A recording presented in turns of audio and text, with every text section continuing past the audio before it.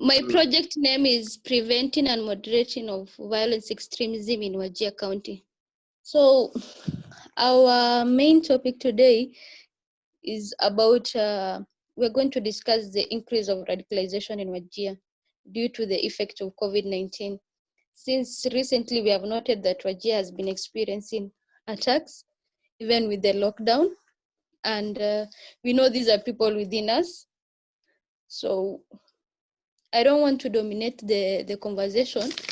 So we'll be having sessions on discussing the radicalization, the process, what has led to the increase, the early signs of radicalization, what are these pull and push factors that are leading our youth to join the VE groups, and also the measures that we're supposed to be taking so that we can eradicate completely radicalization.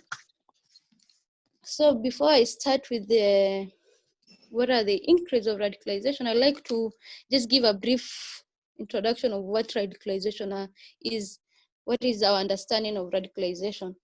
This is a process by which an individual or a group of people come to adopt increasingly radical political, social, or religious ideas. I hope I'm clear and everyone can hear me. I can hear you well. Okay, so I'm going to my first question, that is, what has led to the increase of radicalization in Wajir County? And I don't want to dominate the conversation, so I'm going to give you 2 points, and then you can contribute your opinions as well. So my first point is unemployment. This is something we have seen that is present, and among our youths, we have so many graduates in Wajir, and the opportunities for employment is very limited. Ali will support me on this. They came up with a project that was 2 years ago, Kenya Red Cross, where they recruited youths in Polytechnic. And you know, as Somalis, we are very choosy. They don't want to do some courses like welding and plumbing and all that. So other youths that are coming from other counties are taking advantage of this. And we've seen development going on in our county. There's been road constructions, buildings are coming up, but our youth are not willing to take that. They just want a white-collar job. That's something that has become unemployment, that has increased to unemployment, and they become very radicalization easily because these people are idle, they have nothing else to do. Another thing is drug abuse. In Wajir, there's a place we call Dead Street. You'll all agree with me, those who come from Wajir, that there are all types of drugs in Wajir that are being sold in Dead Street. And now that our children are idle, schools are closed, madrasas are closed, that is their meeting point now. Young youths become vulnerable, and they have become very easy target for these people who are recruiting them for VE groups. I don't want to emphasize more on that, so I'll give you each 2 minutes at least to give us your opinion on this, and what are other things that are increasing? What are other points that are increasing radicalization in Wajir County, apart from the 2 that I have mentioned? Thank you for that brief introduction. It was clear and precise. So if you may allow you, I can chip in with some comments. Okay. So It's like ahead. So currently, in Wajir, amid the COVID-19 pandemic, what we are experiencing is the end product of radicalization, because radicalization itself is a process which is highly individualized. You cannot per se know, the signs are there. We know the early signs of radicalization, but currently amid this COVID-19, we cannot certainly say that there is radicalization that is going on.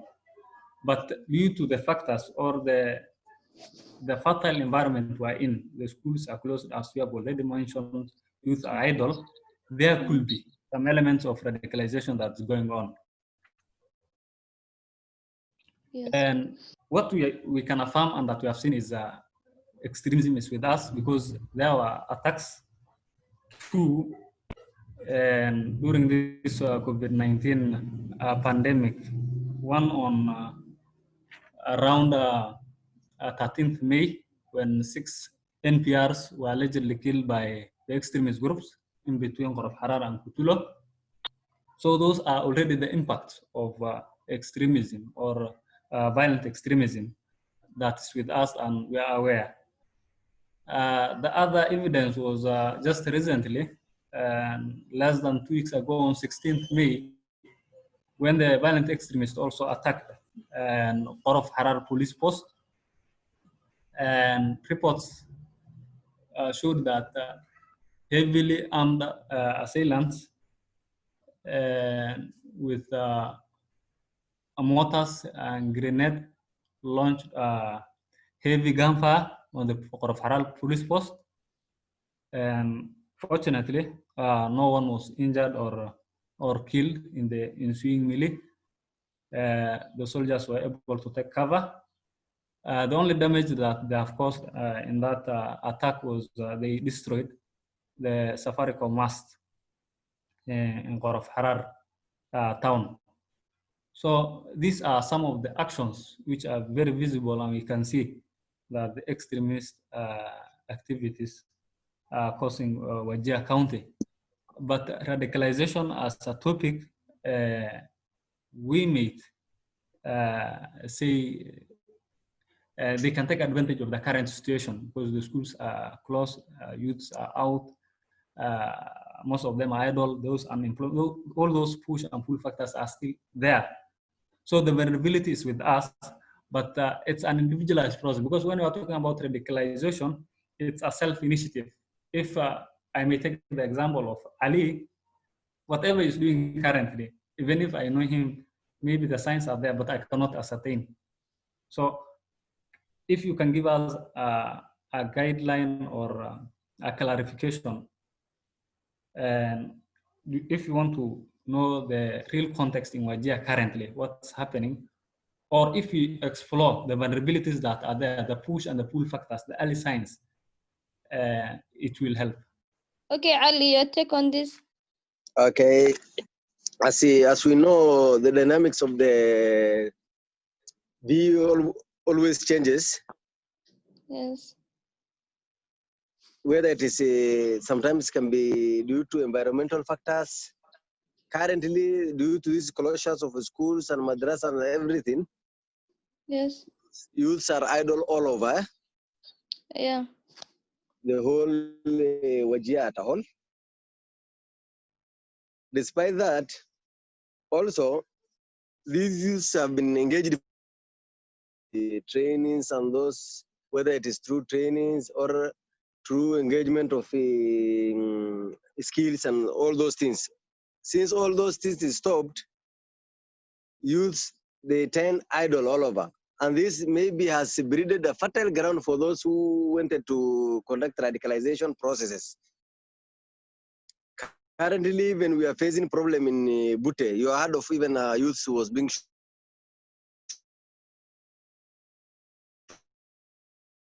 shot, one of my youth.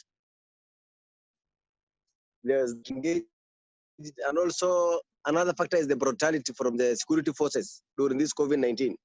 Since securities are also doing some small, although they are doing some good parts, also there is those negative parts they are doing, like harassing youths and maybe even the community by taking some bribes. Even the youths are fed up with that. They start demonstrating all over. As you know that youths are can be influenced very easily when they are idle. And there is some, maybe, I don't want to mention, maybe likely there is the political issues within which might crop in, or other factors that contributed youth to demonstrate. which has escalated everything, which left even the coexistence of the security and the community at bay for a while. But we are solving it right away. Last month I was there. We talked to securities and also the youth themselves. But we have seen that this idleness has brought that. And maybe if we may adapt the COVID rules and regulations and directives, we might continue facilitating more. That one could have coupled with the menace. But due to this COVID-19, I think there is a fertile ground for the radicalizers, and youth can be influenced very easily since they are idle, since there is nothing can be done due to COVID. In short, you just stay at home. You just think. Sometimes even they gang up in towns, in some places you see in bases, they're just influenced by peer pressures. Some of them even they indulge themselves into drugs, of which they are not used to before. You know, this can facilitate more of radicalization. But it could have been better if a solution could be given out by the government directives, as long as also there is a COVID, the process might of educating these youths will have been continued. Then we will get that into that, the measures that the government needs to take in order to eradicate radicalization. Okay. So going on to our next session, these are early signs of radicalization. Now that our children are with us, how can we sign that they are being radicalized or they are going into the process of radicalization, since they spend more time at home now that the schools and madrasas are closed? To start off, I'll give my first hint: isolation. Okay. The person tends to isolate themselves from the rest of the family members, from their close friends. And these are one of the early signs of identifying that the person is being radicalized, because they start enjoying their own company. Okay, I'm getting it clearly. Yeah. So, and becoming more arrogant when they are asked why they are doing such things, and they become aggressive and all that.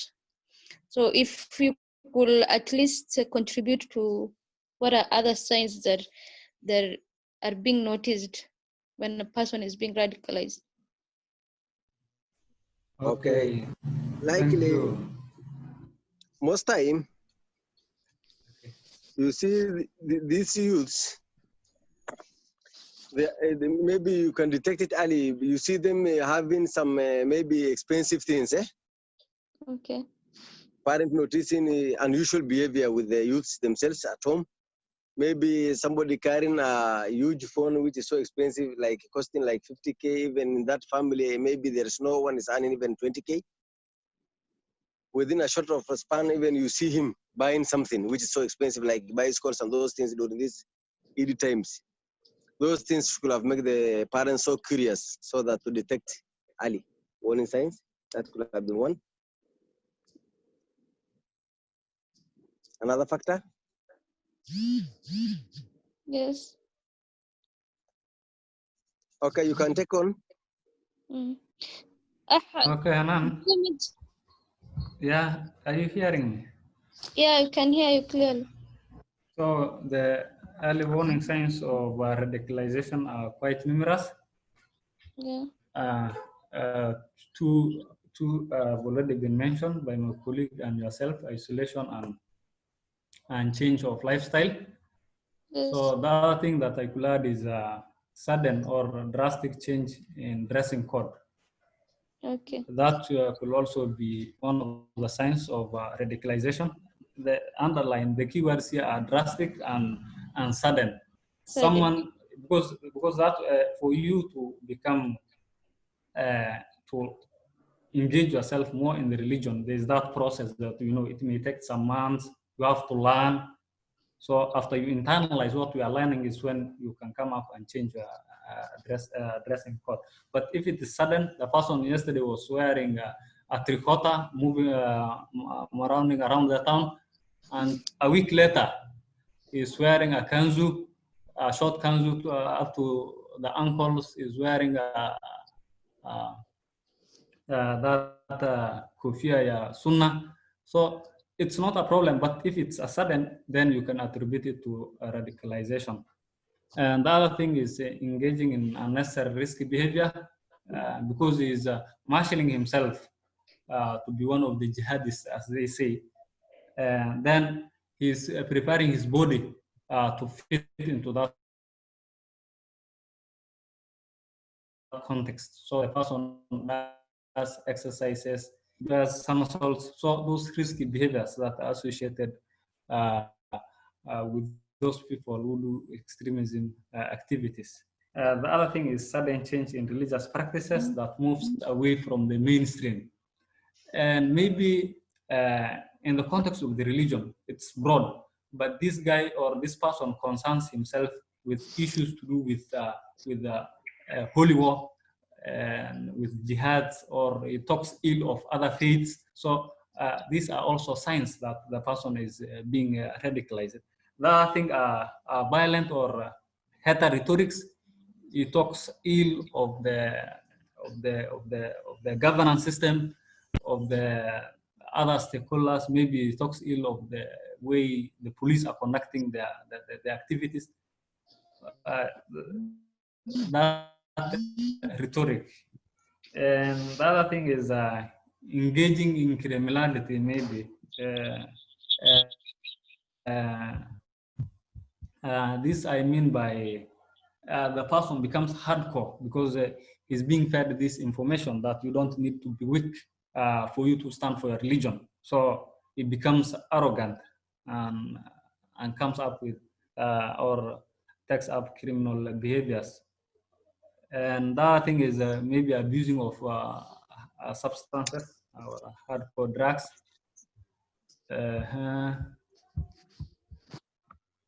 And maybe the person from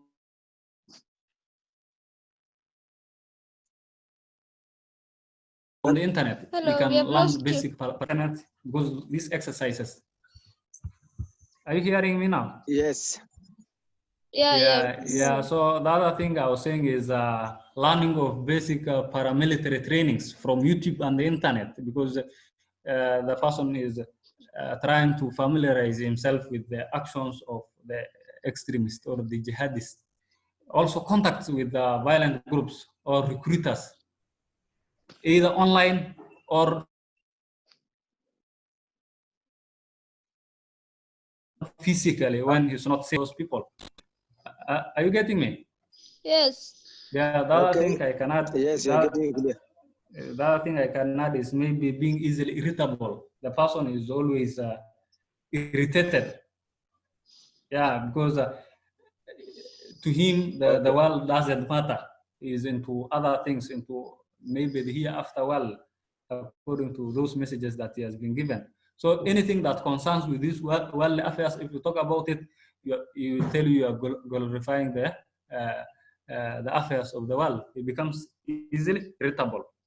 The other thing is a strong loathing for security agents. He hates security agents and anything associated with the government of the day. And the other thing maybe secrecy, especially use of internet, deleting or browsing the history from phone, from the computer, spending long time on the internet, or frequenting sites that are filled with extremist ideas. Defiance to authority. This person doesn't even respect the area chief, the elders. So these are signs that can clearly indicate someone is being radicalized. Okay, thank you so much. Okay, to add on what my brother said, Yes. sometimes even you see them, they have that frequent calls from unknown people. Maybe at sometimes he changed his friends drastically, as he said suddenly. You see he changed completely. After changing, you see he drops his former friends. After he ignores his parents, sometimes he spends most times calling and unknown destinations. Maybe in private always. When he calls, he likes leaving. he like himself, he isolated himself too much. To an extent, he stands alone and he speaks almost for 1 hour or 2 hours, maybe with the recruiters and those radicalizers. So the frequent calls also, if somebody has no businesses and other things, maybe you can notice from that.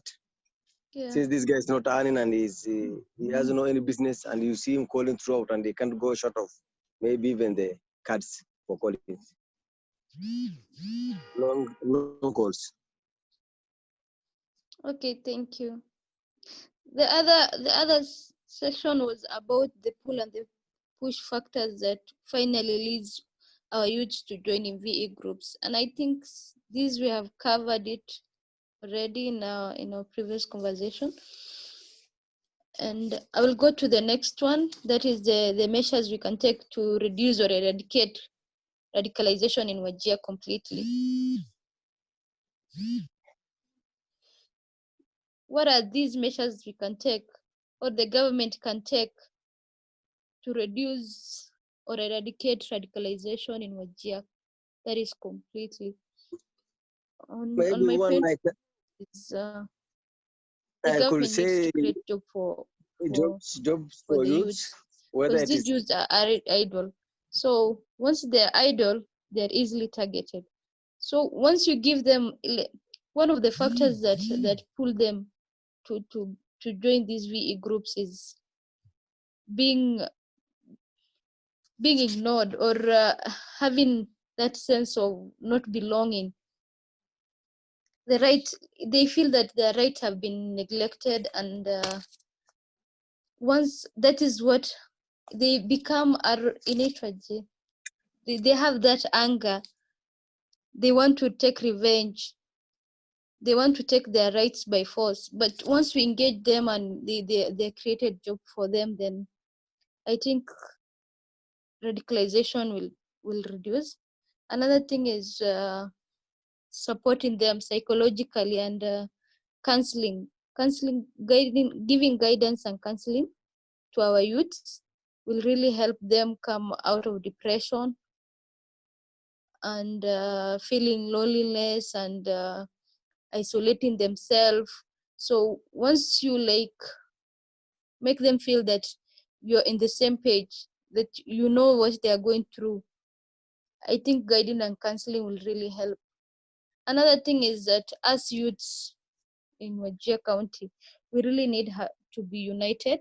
We really need to have one voice so that our rights can be met, so that we can be recognized in the community, so that the government can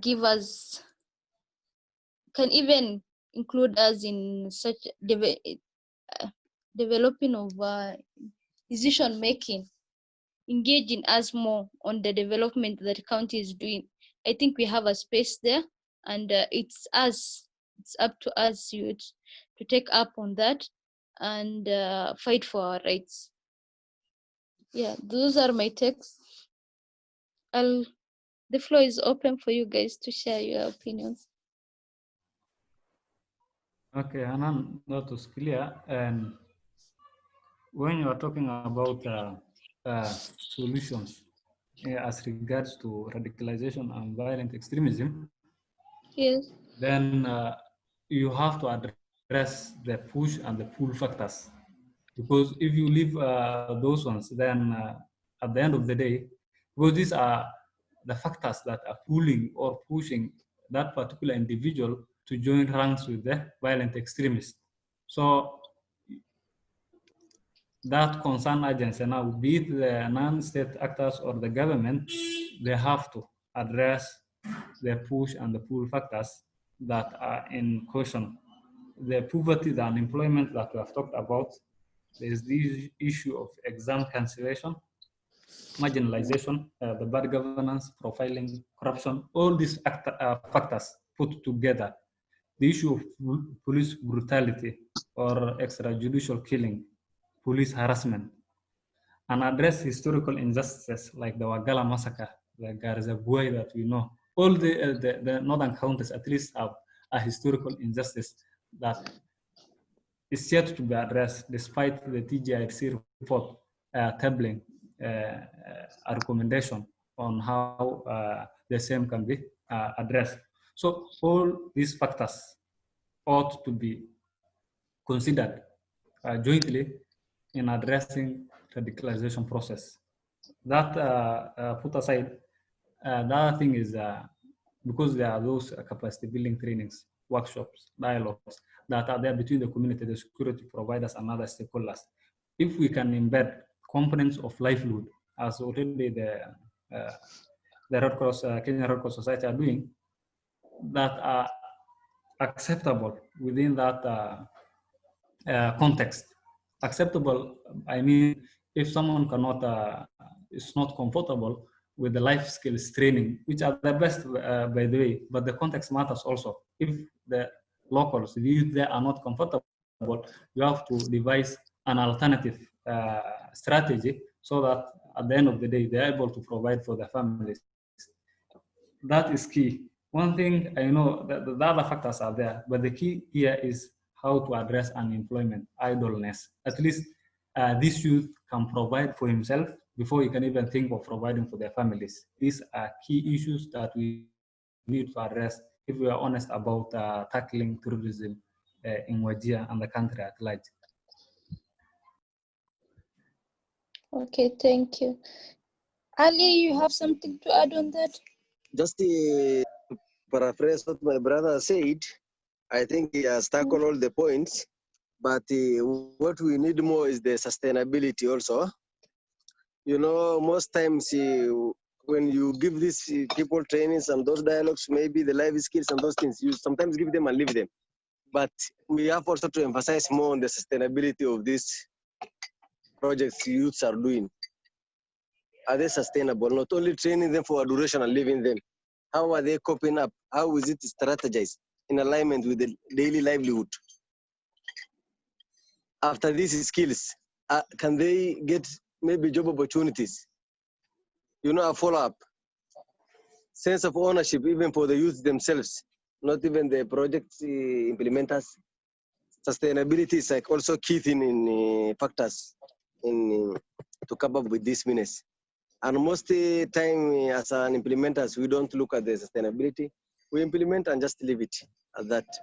And maybe also this also can backfire sometimes. You see youths are being trained, they don't have job opportunities. Youths have been given some options of livelihood. Maybe it's not adjustable to that. And things change with time, even economically. Today is these things, tomorrow is the other thing. And these people, they have to sustain their life for good so that people maybe can help them out. So sustainability is also a key thing in when it comes to measures. Okay. Okay, you can continue. Okay, thank you. I think that was a fruitful discussion. Tell everything. Thank you so much for making this successful. I appreciate you all. I think we're coming to an end of our meeting.